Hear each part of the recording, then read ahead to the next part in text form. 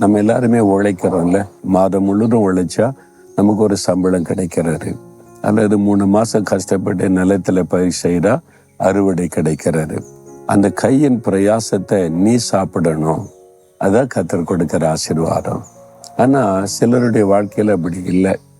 இன்னைக்கு நிறைய பேர் மாசம் முழுவதும் கஷ்டப்படுறீங்க, வேலை செய்றீங்க, கடைசியில வட்டி வட்டி வட்டின்னு சொல்லி யாரோ ஒருத்தர் உங்க பணத்தை கொண்டு போயிடுறாங்க. அது இல்லாதபடிக்கு சில தவறான பழக்கத்துக்கு இடம் கொடுத்து உங்களை ஏமாத்தி வஞ்சித்து உங்களுடைய பணத்தை சுருட்டிட்டு போயிடுறாங்க.